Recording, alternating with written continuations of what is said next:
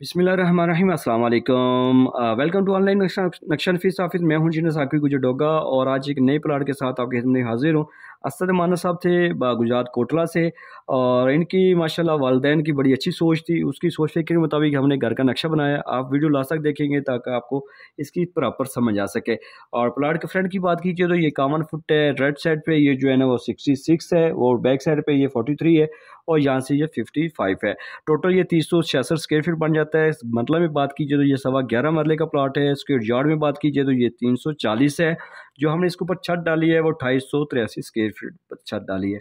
Main सामने 10 feet की गली है। सामने आपको 2 गाड़ियों के लिए कार पार्किंग मिल सकती है, कार पोर्च है।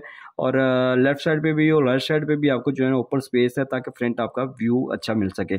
और ये सीढ़ी हमने 2 आपको इसलिए नज़र आ रही है। इनके वाले साहब की ये सोच थी कि नीचे जो मैं इनके साथ खुद रहूँगा और एक ही बेटा या सारी फैमिली एक साथ रहेगी और ऊपर जो है ना मैं अपने 2 बेटों को अलग अलग रिहाइश दूंगा सेपरेट करके।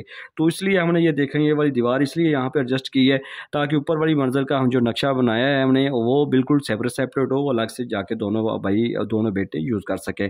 ये आपको ये एक सीढ़ी आपको नज़र आ रही है। सीढ़ियों को बिल्कुल ऊपर चलेंगे, इसको 7 मंजिल भी बनाएंगे तो यहाँ से ही जाएंगे।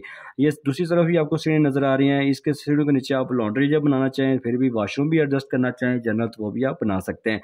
और जैसे आप जो है ना वही आपको 2 दरवाजे नज़र आ रहे हैं। सीढ़ी का दरवाज़ा है और ये वाला बैठक का ड्राइंग रूम का दरवाज़ा है और इसके साथ डाइनिंग एरिया भी यूज़ किया हमने।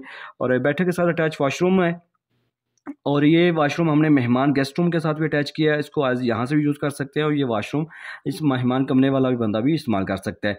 और जैसे आप टीवी लॉन्च में दाखिल होंगे खूबसूरत इस्तेमाल होने वाला टीवी लॉन्च है। इसी टीवी लॉन्च से हमने सीढ़ियाँ भी दी हैं, अंदर से भी आप जा सकते हैं और दूसरी मंजिल पर आप बाहर से भी ऊपर जा सकते हैं।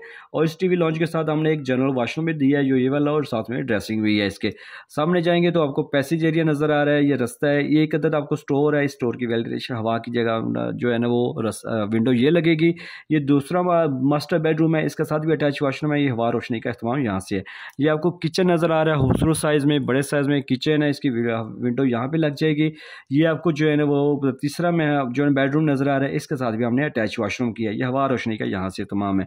और ये देखा अपने प्लाट जैसा भी है लेकिन फिर भी हमने बेहतरीन हमने प्लानिंग किया है। ये एक कमरा, दूसरा कमरा, तीसरा, 4 नंबर कमरा और बैठक भी और सीढ़ी भी अलग से, बड़ा सा टीवी लॉन्च और कार पोर्च। ऊपर मंजिल पे आपको बेहतरीन अलग अलग सहूलतें मिल जाएंगी।